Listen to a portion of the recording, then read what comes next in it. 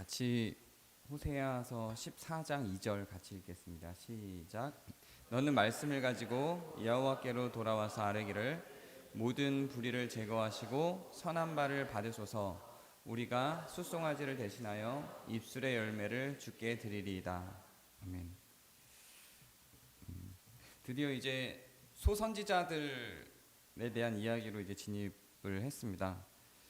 구약 소선지자들에 대한 이야기로 진입을 했다는 건 이제 구약이 막바지에 이르렀다, 이런 의미가 될 것 같아요.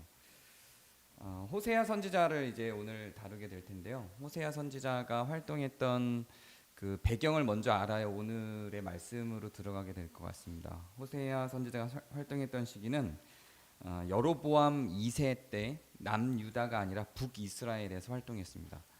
이스라엘 역사상 가장 왕성했던 시기가 솔로몬 때죠. 다윗에서 솔로몬으로 넘어가던 시기가 가장 왕성했던 시기고, 그 이후에 어떤 지경이나 영토를 중심으로 볼 때는 아합왕의 시대가 왕성했었고요. 그리고 경제적으로 볼 때는 지금 우리가 있는 이 여로보암 2세 때가 가장 왕성했던 때입니다. 그러니까 나라가 가장 왕성했던 때의 활동을 시작했던 선지자가 호세아고요. 그리고 여로보암 2세 때는 가장 왕성했다가 나중에 이 선지자 호세아가 아니라 왕 호세아가 있습니다. 북이스라엘의 왕 호세아가 있는데 그 호세아 때는 나라가 아주 많이 기울어집니다. 그래서 가장 왕성했던 여로보암 2세부터 나라가 많이 기울어진 그 호세아 왕 시대 때까지 활동했던 선지자가 호세아 선지자입니다. 근데 이 호세아서 기록 자체는 그 나라가 기울어진 그 호세아 왕 때까지 기록이 아니고요.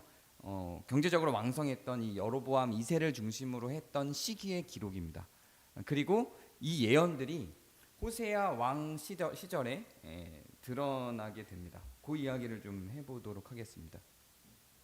여로보암 2세는 그 북이스라엘 역사상 솔로몬 이후에 가장 왕성한 그런 경제적 호황기를 누리던 시기입니다.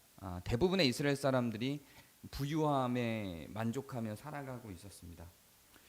그때 하나님께서 호세아 선지자를 부릅니다. 이때는 마치 그 선지자가 필요 없을 것만 같은 그런 시기였는데 오히려 선지자가 가장 많아진 시기이기도 합니다. 북이스라엘의 보통은 한 시대에 한 명의 선지자 정도 혹은 그 선지자 수업을 받는 그 후임 선지자 정도가 활동을 했었습니다. 그런데 이 시기에는 여러 명의 선지자들이 활동을 합니다. 특히 유명했던 선지자가 이 호세아 선지자와 나중에 우리가 다루게 될 아모스 선지자입니다. 둘 다 보통 선지자들은 귀족 출신들이 많았었는데 이 호세아 선지자도 아모스 선지자도 귀족 출신이 아니고 좀 가난한 사람들이었습니다. 왜 굳이 이 시기엔 그동안 있었던 선지자들과 달리 귀족이 아니라 가난한 사람들을 선택해서 부르셨나, 그 부분을 좀 더 집중적으로 살펴보게 될 것이고 오늘의 주제하고도 깊은 연관이 있습니다. 호세아 선지자를 하나님 불러서 제일 먼저 한 일이 결혼을 해라였습니다. 결혼을 해라였는데 결혼해야 될 대상이 고멜이라고 하는 아주 유명한, 아름답기로도 유명하고 해프기로도 유명한, 음란하기로도 유명한 사람이었습니다. 호세아 선지자 입장에서는 이 고멜이라는 여자와 결혼하는 것이 부담스러울 수밖에 없었습니다. 그럼에도 불구하고 하나님의 명령이기 때문에 고멜이라는 여자와 결혼을 합니다. 여기서부터 의심이 조금 듭니다. 하나님은 왜 이렇게 폭력적인 결혼을 한 사람에게 강요했는가? 그래서 학자들 중에는 이게 진짜 결혼이었다라고 보는 사람도 있고 어떤 상징적인 표현이다라고 보는 사람도 있습니다. 그래서 고멜이라고 하는 대상이 그냥 이스라엘을 상징하는 어떤 상징적 표현이고 시적 표현이지 진짜 결혼을 시킨 것은 아니다, 이렇게 주장하시는 분들도 있더라고요. 근데 저는 이게 은유다, 비유다, 상징이다라고 분명하게 성경에 기록하지 않는 한 그냥 역사로 받아들이고 인식을 합니다. 그래서 저의 해석은 고멜은 실제 호세아와 결혼한 여자다라고 저는 해석을 합니다. 자연스럽게 해석은 자유롭게 할 수 있고 의미를 받아들이는 게 더 중요한 건 분명하지만 저는 그런 기반에서 말씀을 드리고자 합니다.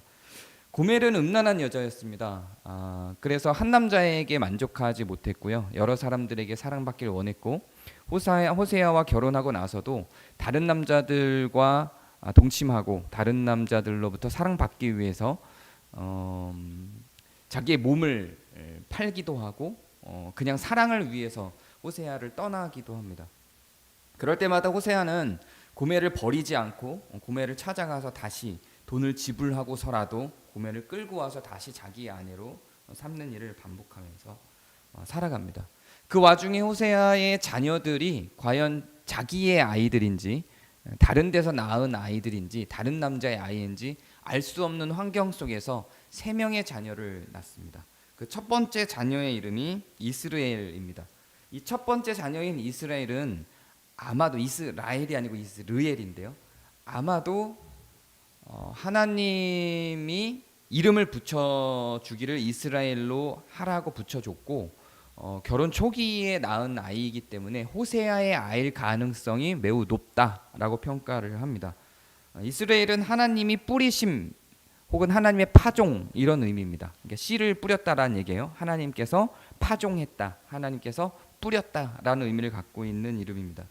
두 번째 아이부터는 사실상 호세아의 아이인지를 확인할 수 없는 아이들입니다. 왜냐하면 고멜이 본격적으로 외도를 하면서 낳은 아이들이기 때문에 그렇습니다. 두 번째 아이가 로루하마라고 하는 아이인데요. 이 로루하마는 긍휼함을 받지 못함 이런 의미예요. 그러니까 은혜가 없음, 은혜를 입지 못함 이런 의미입니다. 세 번째 아이의 이름이 로암인데요. 백성이 아니다 이런 의미입니다. 두 번째 자녀와 세 번째 자녀를 사실상 자기의 아이인지 알지 못하는 상태로 호세아는 그 아이들을 다 받고 하나님의 뜻 안에서 양육하려고 노력을 하고요. 고멜에게도 하나님의 뜻을 가르치면서 단란하고 행복한 가정을 이루려고 부단히 노력을 합니다. 그러나 호세아의 뜻대로 그것이 되어지질 않습니다. 그러면서 하나님의 약속은 행복해질 거다, 돌아올 거다, 사랑이 있을 거다 라고 하는 약속을 줍니다. 도저히 호세아가 지금 상황만으로 볼 때는 가능성이 없어 보입니다. 끊임없이 외도를 하고 계속해서 나가면 또 찾아오고 하는 이런 외도의 반복 속에서 고멜을 놓치지 않고 계속 살아간 이유는 하나님이 그것을 약속했기 때문에 그렇습니다. 그리고 그 자녀들에 대해서도 자기의 자녀인지 아닌지를 확인할 수 없는 상황 속에서도 그 자녀를 키우는 것도 마찬가지로 하나님의 약속 때문입니다. 사랑할 것이고 회복될 것이다 라고 하는 약속을 믿고 갑니다. 성경에는 이 고멜이 회복됐다라는 장면은 나오지 않습니다. 그러나 분명한 것은 하나님이 회복될 것이다, 단란한 가정을 이룰 것이다 라고 약속을 주었기 때문에 그것을 호세아는 믿고 따랐고 결과적으로 나중에는 그렇게 되지 않았을까라고 추측을 해볼 뿐입니다. 그리고 그러한 호세아 가정에 대한 상징은 이스라엘을 향해서도 고스란히 던져집니다. 이스라엘도 지속적으로 계속해서 하나님을 반대하고 하나님의 뜻의 반대 지점으로 가는 상황들을 보여줍니다. 그래서 호세아가 이스라엘 백성들에게 계속 외치고 하나님의 말씀을 전합니다. 너희들은 타락했고 너희들은 하나님을 떠났고 이제는 하나님을 외도한 그 외도 상황에서 돌아와야 한다라고 계속 주장을 합니다. 이스라엘 백성들은 그렇게 주장하는 호세아를 보면서 비웃습니다. 왜냐하면 호세아는 자기 가정도 하나 제대로 간수 못하는 사람이기 때문에 그렇습니다. 그런데 오히려 호세아는 이것을 은유적 표현으로 백성들에게 계속 더 강력하게 외칩니다. 나는 타락한 고멜이라 할지라도 그 고멜을 놓지 않고 잡고 있으며 끝까지 이 고멜을 벗어나게 하지 않을 것이다. 그의 외도도 용서할 것이고 나는 또 끌고 와서 달라는 가정을 향해서 갈 것이고 하나님의 은혜 가운데 우리 가정은 회복될 것인 것처럼 너희들도 하나님께서 너희들의 타락함을 용서하시고 기다리시고 받아주실 준비가 있다. 그러니 너희들이 돌아오기만 하면 이스라엘도 회복될 것이고 하나님의 가정같이 그렇게 하나님의 뜻대로 이스라엘이 회복될 것이다. 이런 설교를 계속해서 반복하게 됩니다. 근데 이스라엘 사람들은 그 소리를 듣지 않습니다. 왜냐하면 이스라엘은 이미 회복됐다고 생각하기 때문에 그렇습니다. 이스라엘은 하나님을 떠났다고 스스로를 생각해 본 적이 없습니다. 이스라엘은 하나님의 은혜 가운데 있다고 생각합니다. 하나님의 축복이 가득하다고 생각합니다. 그래서 부유해졌다고 생각합니다. 여로보암 2세 때가 이스라엘 역사상 솔로몬 이후 가장 부유했던 시기이기 때문에 자기들이 하나님의 뜻을 떠났다거나 하나님께 벌을 받았다거나 하나님의 뜻이 자기들과 있지 않다고 생각하지 않습니다. 더군다나 이 여로보암 2세 때는 그 다른 어떤 때보다도 제사를 잘 드리던 때입니다. 절기를 잘 지키던 때입니다. 그 이전에는 오히려 이방신들을 더 섬기고 그 이방신들에 기대어서 하나님을 버리고 하나님을 벗어나고 이방신들을 더 강렬하게 열망하는 그런 모습들이 그려졌는데, 오히려 이 호세아의 시대 때, 여로보암 2세 때에는 하나님께 예배를 잘 드리고 제사를 잘 드리고 절기를 잘 지키는 그런 장면들이 묘사가 됩니다. 그러니 이스라엘 백성들 입장에서는 우리는 하나님을 떠난 적이 없다, 떠나지 않았다라고 호세아의 가르침에 반대할 수밖에 없습니다. 도대체 너는 우리가 어떤 지점에서 어떤 부분에서 하나님을 떠났다고 이야기하는 것이냐라고 호세아의 가르침에 항의할 수밖에 없습니다. 거기에서 호세아가 외친 것은 너희들은 고아를 돌보지 않는다 입니다. 너희들은 과부를 돌보지 않는다 였습니다.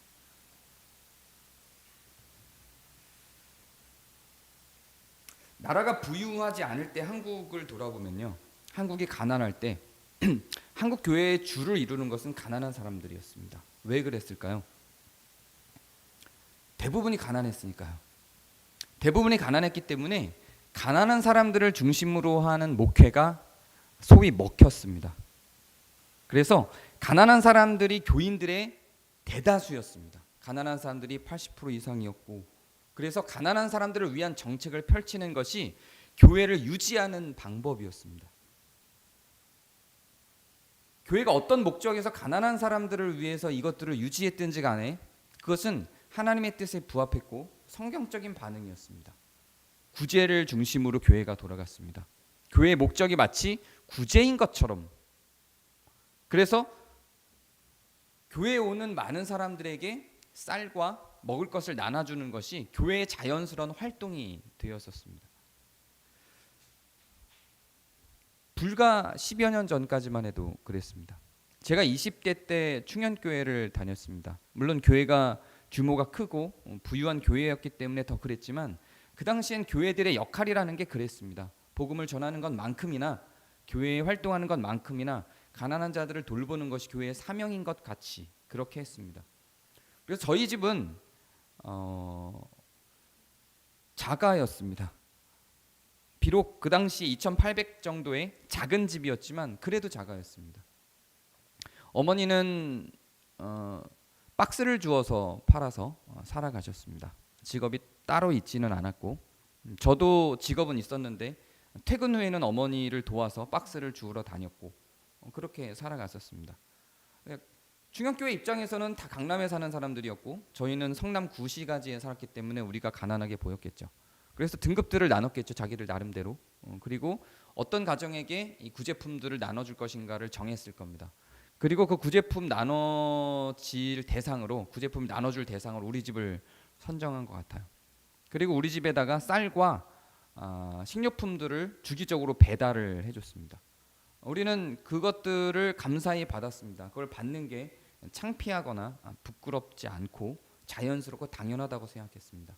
그렇게 젠틀하게 자연스럽고 당연하게 그것을 받을 수 있도록 교회가 여러 차원의 배려들을 해주기도 했습니다. 그게 교회들의 일이었습니다. 그런데 제가 누렸던 그런 혜택들을 베풀던 충현교회를 포함해서 그런 구제 정책들과 구제를 중심으로 한 교회 활동들이 사라지기 시작합니다. 왜 그럴까요? 더 이상 가난한 사람들이 눈에 보이지 않기 때문에 그렇습니다. 저희가 누렸던 그런 혜택들은 저희가 막바지였던 것 같아요. 왜냐하면 아까도 말씀드렸듯이 비록 2,800에 방 2개짜리 작은 집이었지만 자가였거든요. 그런데 어머니가 박스를 주워서 팔고 있었던 직업적인 이유 때문인지 저희가 그 구제의 대상이 되었고, 정말 젠틀하게 도와준다는 티를 안 내면서 적절하게 잘 도와줬습니다.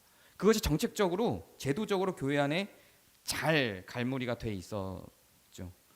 근데 이제는 점점 그런 대상들이 줄기 시작하는 거예요. 경제적으로 성장을 하고 있었던 거죠.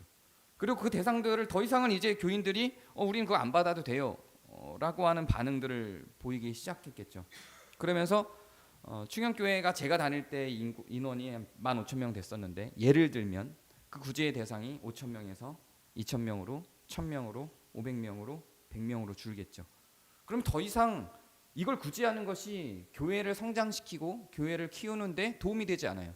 예전에는 저 교회를 가면 저렇게 구제를 해준대라고 하면 많은 사람들이 몰려서 그 교회에 등록을 하고 그 구제를 받는 혜택의 대상에 자기 이름이 올라가는 걸 원했지만 이제 더 이상 그럴 필요가 없어진 거예요. 모두가 그 정도는 아니기 때문에 이제는 어느 정도 자기 스스로 자립할 수 있는 구조가 갖춰지고 교회에 손을 벌리는 창피한 일을 하지 않아도 되는 구조가 됐기 때문에 더 이상 교회가 이젠 구제를 할 필요가 없어지는 거죠.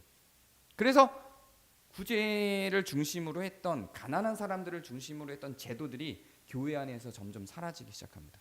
지금은 그렇게 외부가 아닌 내부의 사람들을 대상으로 구제적인 돌봄을 하는 교회들을 찾아보기 어렵습니다. 이젠 거의 없어요. 한번 생각을 해보세요. 우리 교회를 향해서 이 공동체 내부에 있는 사람들을 향해서 교회가 어떤 구제 정책을 펼치겠다라고 하고 구제를 한다고 생각해 보세요. 누가 그 구제를 받으려고 하겠어요, 여러분들 중에? 이해가 되시나요? 안 받으려고 할 거예요. 구제의 대상이 된다는 것 자체가 이미 창피한 일이 되어버렸으니까요. 그러니 교회는 더 이상 그 일을 하지 않아요. 그러면서 교회의 역할이 이동하기 시작합니다. 가난한 사람들에서 부유한 사람들로, 아니면 그냥 중산층으로 교회의 역할과 교회의 방향성이 이동하기 시작합니다. 그러면서 오히려 가난한 사람들은 이제 교회에서 설 자리를 잃어버립니다. 모든 정책들이 예전에는 오히려 가난한 사람들을 대우해주는 분위기였고요. 오히려 더 극진히 해주고 그걸 티 안 내기 위해서 노력을 많이 하고 목회자들은 가난한 사람들을 찾아가고 그 가난한 사람들이 교회에 등록하고 인원이 많아지는 것이 교회가 목표하던 바였고 그게 전체적인 정책이었기 때문에 거기에 재정을 쓰는 것에 대해서 자연스럽고 당연하게 여겼던 것이 이제는 다수의 사람들이 가난한 사람들이 아니라 다수의 사람들이 중산층 이상의 먹고 살만한 사람들이 되면서 이젠 교회의 방향성과 시선들이 이 중산층 이상의 살만한 사람들을 어떻게 케어하고 이들의 요구가 무엇인지를 파악하고 그 요구를 어떻게 들어줄 것인가로 변하기 시작하는 겁니다. 그래서 레저들이 교회 안에 등장을 하고요. 농구장, 축구장, 족구장 같은 것들, 심지어 헬스장 이런 것들이 교회 안에 등장하기 시작합니다. 더 많은 사람들이 더 많이 잘 누릴 수 있는 교회가 되기 시작합니다. 그리고 그런 것들을 찾아가기 시작합니다. 여러 가지 이유들은 있겠죠. 충분히 이해는 됩니다. 그게 교회 복지가 돼버리는 시대 속으로 우리는 들어가게 됩니다. 그리고 그런 것들을 더 잘하는 교회가 목회를 잘하는 교회가 됩니다. 아까 우리 박상호 집사님이 기도하는 과정 중에 그런 얘기를 했죠. 많은 사람들이 지나갔다. 네, 그렇죠. 그렇기도 해요. 제가 오기 전에 제가 인수인계 받았을 때의 그 방문자, 그냥 등록하지 않고 방문자 기록으로 지나간 게 한 900명 정도가 됐었더라고요. 900명이 지나간 거예요. 제가 오기 전에. 네. 제가 온 뒤로도 우리 교회를 거쳐간 사람이 100명이 넘습니다. 전화 온 사람 말고요. 교회 현장을 온 사람, 한 번이라도 현장을 와서 방문하고 간 사람, 방문 기록 카드를 쓴 사람이 100명이 넘습니다. 깜짝 놀랐죠. 코로나 이후로는 좀 거의 줄었지만 코로나 전까지니까 오히려 더 많은 거예요. 코로나 전까지니까요. 불과 한 2년 반? 그 기간 동안 방문하고 지나간 사람이 100명이 넘는 거예요.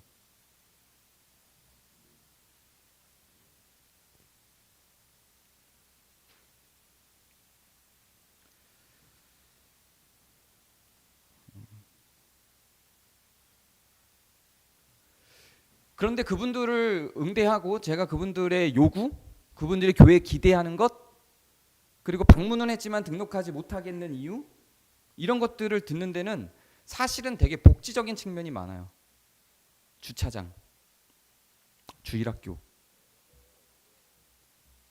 그러니까 뭔가 어떤 자세 속에 있냐면 교회 일원이 되겠다가 아니라 교회로 혜택을 받겠다는 자세였죠. 그러면 대형 교회를 가는 게 자연스럽죠. 작은 교회를 찾아올 이유는 없는데 그럼에도 불구하고 작은 교회를 찾아온 이유는 원래 대형 교회를 다녔는데 그 교회 목사님이 대형 교회에만 있지 말고 좀 헌신을 해라, 이런 설교를 들었다고 오신 분들부터 시작해서 본인들이 갖고 있는 가치를 추구하려고 왔지만, 가치가 맞아서 왔지만 현실을 적응하고 싶지는 않다, 이제 이런 측면들이 대다수입니다. 떠났던 제가 만난 100여 명은 그러한데 아마 그 전 900명들 거쳐간 900명도 거의 비슷하지 않을까 하는 게, 그 앞에 거쳐간 900명은 제가 만나보지 못했으니까요. 그런 게 맞을 거예요. 제 생각은 그래요. 근데 제가 만난 100명들은 다 그런 건 아니지만 대체적인 건 그래요. 주차장이 생각보다 굉장히 많습니다. 저는 주차장이 제일 불편해요. 이게 되게 중요하기는 합니다, 저한테는. 제가 성도들 볼 때 주차 못해서 막 이렇게 막 떠돌아다니는 게 제일 가슴 아파요. 진짜로. 근데 그런 게 정말 교회를 등록하냐 안 하냐 이유가 됩니다. 왜요? 우린 더 이상 가난하지 않거든요. 그렇게 주는 복지 혜택이 교회의 핵심이 되어버렸어요. 교회가 정말로 무엇을 해야 하는지, 어떤 게 진짜 교회인지, 하나님의 뜻이 교회를 향해 어디에 있는지는 이젠 교회의 선택의 기준이 아니에요. 주차장이 있는지, 어떤 복지적 혜택을 우리에게 줄 것인지를 점검하고 다니는 거죠. 이젠 교회가 그렇게 됐어요. 그것이 그러고 욕먹을 짓도 아니에요. 왜요? 다 그러니까. 이 당시 여로보암 2세때가 이랬습니다. 여로보암 2세때가 이제는 다 먹고 살만해졌어요. 부유해요. 왕성해요. 제사도 잘 드립니다. 오히려 예전보다 더 하나님을 떠나지 않고 이방신들을 섬기지 않고 하나님께 제사를 드려요. 그러니 이 사람들은 자기들이 문제가 있다고 생각하지 않습니다. 타락했다고 생각하지 않아요. 근데 하나님은 너희가 나를 떠났다, 마치 고멜처럼 외도하고 있다, 이렇게 호세아 선지자를 보내서 외치는 거예요. 우리가 왜 외도를 해? 우리는 하나님께 예배를 드려. 거기에 대해서 뭐라고 얘기하냐면, 왜 하나님을 떠났다고 외도하고 있다고 얘기를 하냐면 불의하기 때문이라고 하는 거예요. 그리고 우리가 읽은 거 다음 절 3절을 보면 고아에 대한 이야기가 나와요. 고아를 돌보지 않기 때문이라고 하는 거예요. 하나님에 대해서 우리가 굉장히 많이 오해하고 있는 부분들이 있어요. 형식은 결국 그 형식 안에, 그릇 안에 내용을 담기 때문에 전 형식 굉장히 중요하다고 생각합니다. 형식이 중요하죠. 형식이 나쁘지 않아요. 형식은 갖춰야 됩니다. 그런데 형식만 있고 내용을 다른 걸 담으면 이건 전혀 다른 이야기예요. 당연히 그릇이 중요하지만 그 안에의 내용물이 훨씬 더 중요한 겁니다. 그 안에 고기가 있냐, 야채가 있냐, 밥이 있냐에 따라서 음식을 먹냐 마냐가 결정되는 것이지, 그 그릇이 노시냐 쇠냐 철이냐에 의해서 결정을 하시는 분들도 있기는 하더라고요. 그러나 그걸 목적으로 하는 건 아니에요. 그거는 내용물을 담기 위한 거예요. 형식이 없으면, 그릇이 없으면 내용물을 먹기 힘들죠. 바닥에 흩어져 있는 거 어떻게 주워 먹어요? 당연히 그릇은 있어야 돼요. 그러나 그 안에 내용물이 없이 그릇만 있는 건 무의미한 거예요. 내용이 있어야 돼요. 근데 이 사람들은, 지금 이 시대의 사람들은 제사를 잘 드렸어요.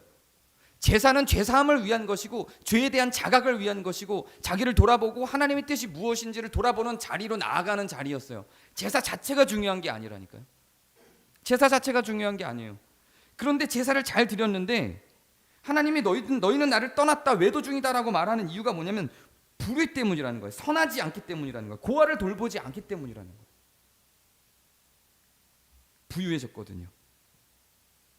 그래서 호세아 선지자가 계속해서 말씀을 전하고 호세아 14장에 너희들이 회복될 날이 있는데 그 회복될 모습을 이야기하는데요. 그 회복될 모습을 어떻게 얘기하냐면, 오늘 우리가 읽은 대로 모든 불의를 제거하시고 선한 바를 받으소서 이래요. 오늘도 박상호 집사님이 기도할 때 부패에 대한 이야기를 했는데 무엇이 불의이고 무엇이 부패일까요? 돈을 이렇게 띵까 먹어야 그게 불의이고 부패일까요? 그것도 당연히 불의고 부패죠. 그런 지적들도 성경에 많이 나오죠. 그런데 돌아가야 할 곳에 돌아가지 않는 것도 불의고 부패인 것으로 호세아서는 그리고 있는 거예요. 가난한 자들한테 줘야 될 것들을 주지 않는 것도 호세아서의 기록인 거예요. 만약에 경제적으로 풍성해졌다면 가난한 자들에게 더 많이 돌아가게 해야죠. 그게 맞는 거죠. 경제적으로 풍성해서 대부분의 중산층이 됐기 때문에 더 이상 가난한 자들을 위한 정책을 펼칠 필요는 없다라고 하는 건 되게 이상한 겁니다. 근데 지금 여로보암 2세 때가 그랬어요. 이제는 다 먹고 살만해졌기 때문에 가난한 사람들을 어떻게 할 것인가에 대한 대책을 세우지 않아요.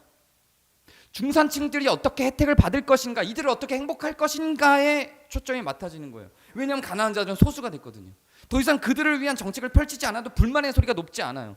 가난한 자들이 대부분이면 가난한 자들을 어떻게 만족시킬 것인가를 고민해야 불만의 소리가 높지 않아요. 대부분이니까요. 지금으로 얘기하면 그들이 표니까요. 근데 더 이상 먹고 사는 문제, 밥을 어떻게 할 것인가, 쌀값 문제로 사람들이 항의하지 않아요. 그걸로 표를 결정하지 않아요. 그러니까 가난한 사람들을 위한 정책은 이제는 만들지 않아도 되는 거예요. 더 나은 복지 정책, 더 수준 있는 복지 정책을 만들어야 표가 몰리는 거예요. 교회도 그런 거예요. 이 당시 여로보암 2세도 마찬가지인 겁니다. 그래서 그것들을 비판하면서 숫송아지를 대신해서 입술의 열매를 주께 드린다, 이렇게 이야기를 합니다. 그때가 되면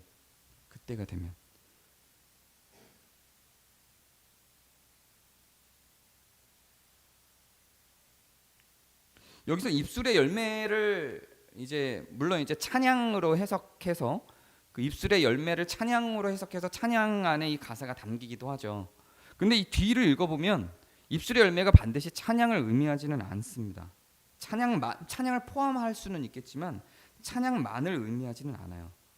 불의에서 벗어나는 것, 할 말을 하는 것과 선한 것, 작은 것들을 돌보는 것, 가난한 자를 돌보는 것, 고아를 긍휼히 여기는 것, 이런 것들을 이야기하는 거예요. 그것들이 입술의 열매라고 표현을 하는 것들입니다. 하나님을 기쁘게 하는 것만이 아니라 그 하나님을 기쁘게 하는 것 속에는 고아를 긍휼히 여기고 불의를 제거하고 선한 바를 말하는 것들을 다 포함하고 있는 것입니다. 이 입술의 열매가 숫송아지 대신해서 올려드린다라고 표현을 합니다. 제물이라고 하는 것은 하나님이 그걸 필요로 해서 받는 건 아닙니다. 굉장히 큰 착각이죠. 하나님이 숫송아지를 좋아하지 않아요. 염소를 좋아하지 않습니다. 양을 좋아하지 않아요. 그건 하나님이 얼마든지 창조해낼 수 있고 얼마든지 죽일 수도 있습니다. 하나님의 권능 안에 그렇게 제물 자체에 대한 탐욕이 하나님의 권능 안에서, 하나님의 은혜 안에서 묻어나는 사례들은 없어요. 계속해서 제사보다 순종이 낫다, 제물보다 숫송아지보다 입술의 열매가 낫다라고 이야기를 하는 거죠.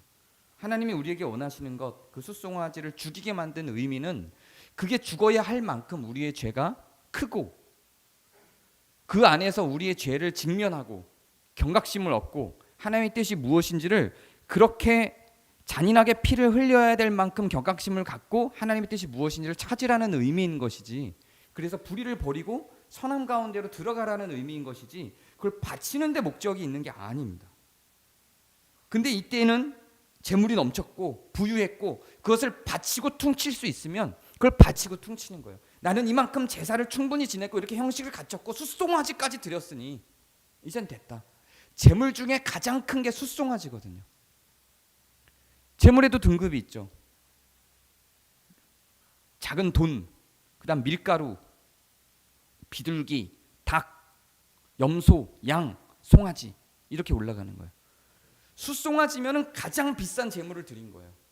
그 숫송아지를 드리면서 옛날에 가난할 때는 밀가루를 드리던 사람들이 이젠 숫송아지를 드리면서 내가 이만큼 했습니다 하나님 이렇게 말하는 모양새가 이 경제적인 호황의 때에 있었던 겁니다. 그러나 가난한 사람들은 돌보지 않았던 거죠. 그래서 이제는 회복된 시기에는 불의를 제거하고 숫송아지 드릴 것으로 고아들을 돌보고 선한 바를 실행하도록 호세아는 계속해서 외쳤던 겁니다. 하나님은 그것을 반역이라고 이야기를 합니다. 하나님에게는 가장 중요한 속성이 의로움과 사랑입니다. 정의는 그 의로움을 지키기 위한 표현인 것으로서 정의고 타락한 세상을 전제로 한 표현인 것이지 기본적으로는 의로움입니다. 그래서 하나님의 가장 중요한 속성 두 개는 의로움과 사랑이고요. 우리가 의로움을 상실했기 때문에 두 개의 기둥이 정의와 사랑이 되는 겁니다. 기본적으로는 의로움이에요. 그렇기 때문에 우리가 하나님을 닮는다는 것은 사랑과 의로움을 갖는 것이지 사랑과 정의를 갖는 건 아니에요. 의로움을 이루기 위해서 정의를 실현하는 겁니다. 이게 굉장히 중요한 맥락이에요. 그래서 우리는 기본적으로 하나님을 닮아가고 하나님 가까이 간다라고 하는 것은 여기에 몰입하는 거예요.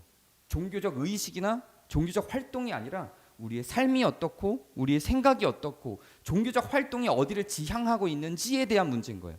종교적 활동이 형식을 강화하는 것인가 우리를 강화하는 것인가 종교적 활동이 의로움을 실현하고 사랑을 실현하는 것인가에 있는 것이지 그 종교적 활동이 종교적 형식을 갖추고 거기에 몰입하는 데 있는 것이 아닙니다. 자꾸만 우리가 부유해질수록 뭘 자꾸 하게 되냐면 어떤 경각심을 갖고 어디에 시간을 투자하고 몰입하게 되냐면 종교적 활동으로서 종교적 형식을 강화하고 그 형식에 최선을 다한 다음에 내 역할을 다했다고 생각하는 것입니다. 왜냐하면 삶에서 불의를 제거하고 선한 바를 실천하는 것은 어렵기 때문에 그래요. 그래서 부유해질수록 이게 귀찮아집니다. 부수적인 것이 되어버려요. 그때 우리는 외도하는 겁니다. 그게 반역이라고 이야기를 하는 거예요. 이스라엘 백성들은 하나님을 이해하지 못했을 겁니다. 왜냐하면 잘하고 있었거든요. 할 걸 다 했거든요. 율법을 지켰거든요. 종교적으로 형식적인 율법들, 고아와 가부를 돌봐라 이런 거 말고요. 이런 윤리적 율법들 말고 종교적 형식, 재물을 어떻게 바쳐라, 무엇을 바쳐라 이런 것들을 잘 지켰거든요.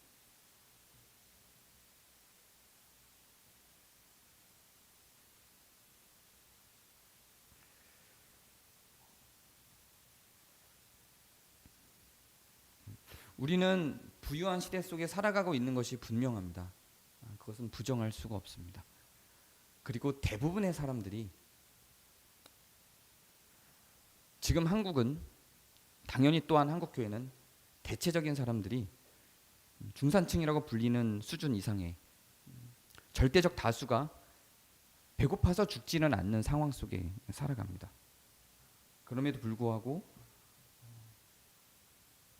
여전히 사실은 그렇지 못한 어떤 영역들이 존재하고 그런 어떤 대상들이 존재합니다.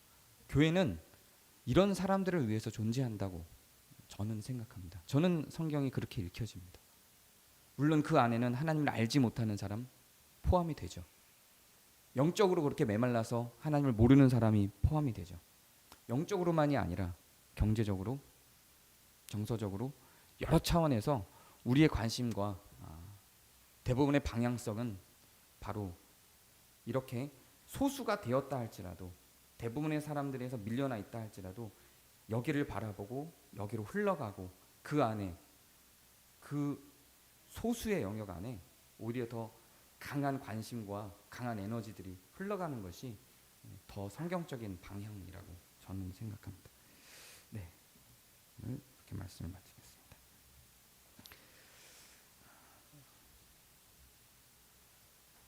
은혜 하나님, 호세아의 때에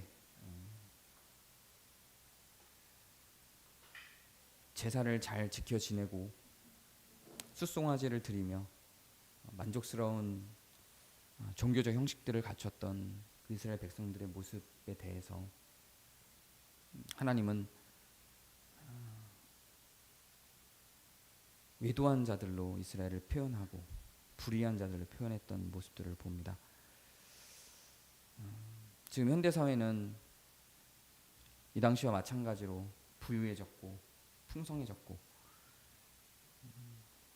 풍족한 삶을 살아갑니다. 비교적 우리가 가난하기도 하고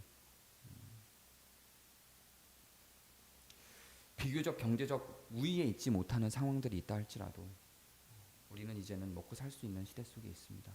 그래서 가난하고 연약한 것들을 잊고 그것들이 존재하지 않는 것처럼 살아가기도 합니다. 하나님, 우리 눈에, 우리 마음에, 우리 신앙 가운데 하나님의 눈이, 하나님의 발걸음이 있게 하시고 그것들을 향해서 함께 걸어갈 수 있도록 용기를 주시고 지혜를 허락해 주시옵소서. 우리 구주 예수 그리스도의 이름으로 기도합니다.